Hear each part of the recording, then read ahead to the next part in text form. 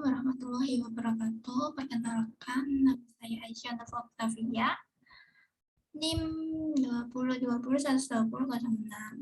Di sini saya akan menjelaskan ukuran frekuensi penyakit dari epidemiologi klinik. Astagfirullah.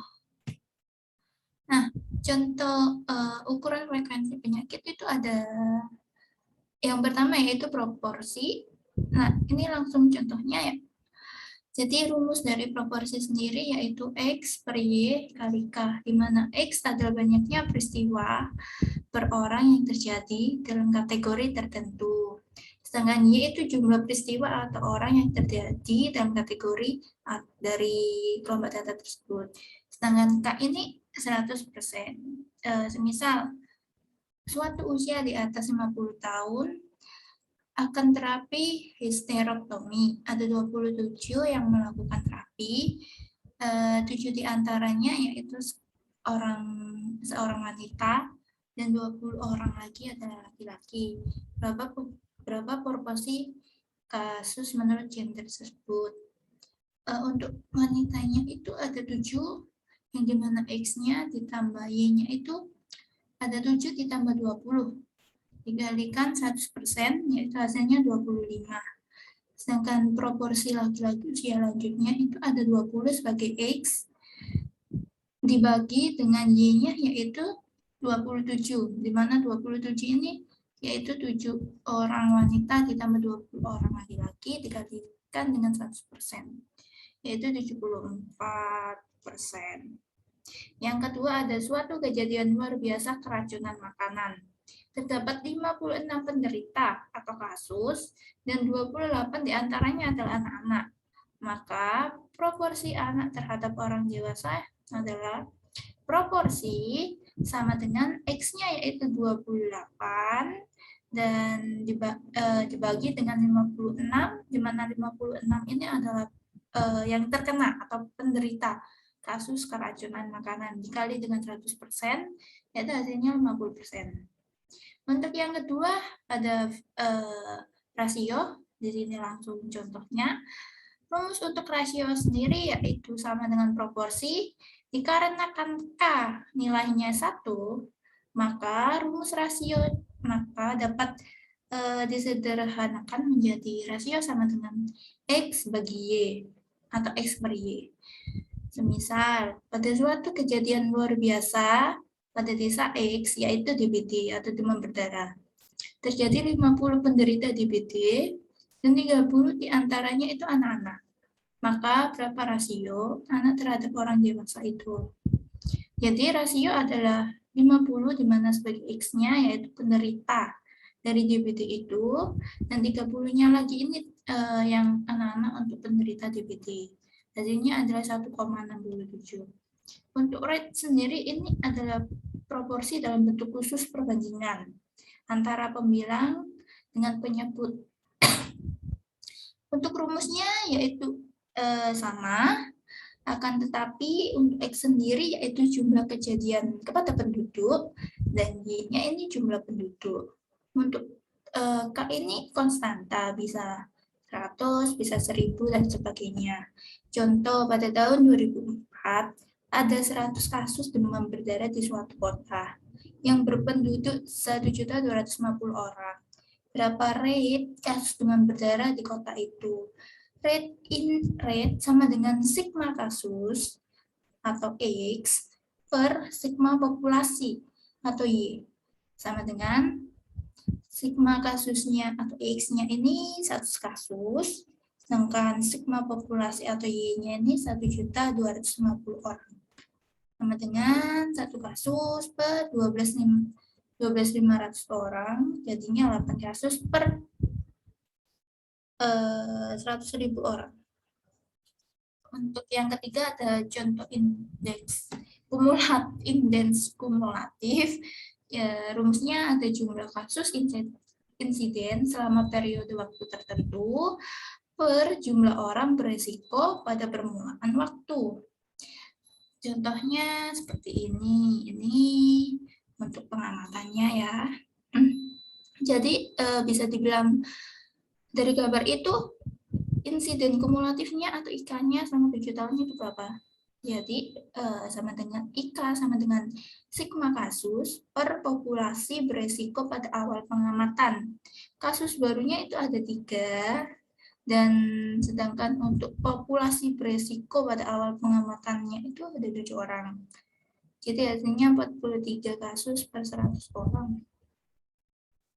Nah, untuk contoh insiden density-nya juga sama dari pengamatan ini. Tapi rumus untuk mengetahui insiden density-nya ini cari dulu jumlah orang atau waktu. Jadi di mana di sini ini jumlahnya ini di jumlah semua. Jadi 7 tambah 7 tambah 2 tambah 7 tambah 3 tambah 2 tambah 5. Hasilnya 33 orang. Jadi DI atau densitas insidennya itu ada jumlah kasus insiden terhadap periode waktu per jumlah orang atau waktu. Ada 3 kasus dibagi 33 orang, jadinya 9,1 kasus per 100 orang. Ini contoh prevalen atau titik. Contohnya sama dari gambar ini, ya tinggal dilihat aja pada tahun kedua ini penyakitnya ada berapa. Kalau nggak ada kan 0. Kalau semisal ada 2 ya 1, 2 gitu. Ya seperti inilah. Untuk yang selanjutnya ada contoh prevalent periode atau period of prevalent. Contohnya seperti gambar di sini. Dan ini rumusnya. Karena jumlah orang di setiap populasinya, populasi pengamatan ini berbeda-beda, maka bisa dengan dijumlah semua rata-rata populasi, atau yang umum digunakan ada jumlah populasi pada tengah-tengah. Jadi ini 7. Tengah-tengah tahun pengamatan atau midpoint year. Sehingga prevalent periodenya itu ada 2 bagi 7, 2/7.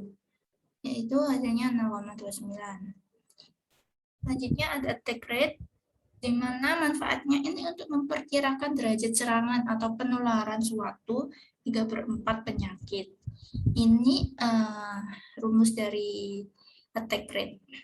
Contohnya itu dari 900 mahasiswa atau mahasiswi yang tercatat pada Universitas Tinggi X. Ternyata 500 orang tiba-tiba menderita muntaber dari nasi bungkus di kantin kampus. Berarti attack rate-nya itu 100/400. Ini 900/500 kali 100% gitu.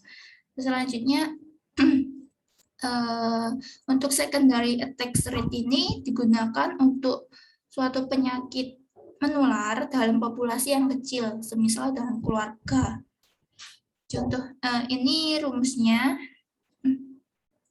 secondary attack rate, dan ini contohnya. Pada jumlah penduduk 2.000 orang dilaporkan sebagai berikut. Bulan April 2005 terjangkit penyakit X sebanyak 250 penderita. Untuk bulan Agustus terjadi serangan penyakit yang sama dengan penderita 500, jadi SAR-nya itu ada 500 per 2000 kurang 250 kali 100%, ada hasilnya ada 24,99%. Ada angka kematian umur tertentu untuk membandingkan taraf kesehatan di berbagai wilayah. Dan untuk menghitung rata-rata harapan hidup, ini contoh rumusnya. Dan ini contohnya. Pada Kecamatan BC, jumlah penduduk yang berumur 20-30 pada pertengahan 1995 adalah 2.000 orang. Dari jumlah tersebut selama 1995 meninggalnya ada 4. Jadi 4/2000 kali 1000, yaitu ada 2/1000 penduduk. Untuk angka kematian penyakit tertentu adalah contohnya seperti contoh kematian pada DBD. Ini untuk rumus TBC, tuberkulosis, tapi sama aja rumusnya. Cuman ini untuk penyakit DBD. Pada pertengahan tahun 2000, di Kecamatan Manggar jumlah penduduknya itu ada 2000. Selama tahun 2000 tersebut, terdapat 10 orang yang meninggal dunia akibat demam berdarah. Maka kematian akibat demam berdarah itu berapa? 10 per 2000 kali 1000 sama dengan 50 per 100 penduduk. Ukuran asosiasi penyakit atau ODD rasio. ODD rasio merupakan sebuah pendekatan resiko relatif yang digunakan dalam penelitian kasus kontrol. OR sendiri atau ODD rasio, rumusnya ada ODDS kasus atau A per B per ODS kontrol atau C per D. Nah, ini contohnya. Contohnya misal faktor dari perokok dan bukan perokok. Untuk kasus yang perokok ini ada 600, untuk yang bukan perokok ini 50. Jadi total kasusnya ini ada 700. Untuk kontrol dari perokok sendiri ada 950, kontrol dari bukan perokok ada 350. Jadi totalnya ada 1.300. Untuk total dari perokok sendiri ada 1.600. Dan total untuk bukan perokok ada 400. Jadi total dari ini itu ada 2000. Terus tinggal dimasukkan dengan rumus. Berarti UTTS rasio A per C dibagi B per D sama dengan A kali D per B kali C. Dimana A ini 650, sedangkan B ini 950, C 50, D-nya 350, hasilnya 4,8. Catatan, perokok mempunyai resiko menjadi kasus 4,8 kali dari yang bukan perokok. Interpretasinya adalah ODDS perokok menjadi kasus 4,8 kali lebih besar dari ODDS bukan perokok. Sekian dari saya. Wassalamualaikum warahmatullahi wabarakatuh.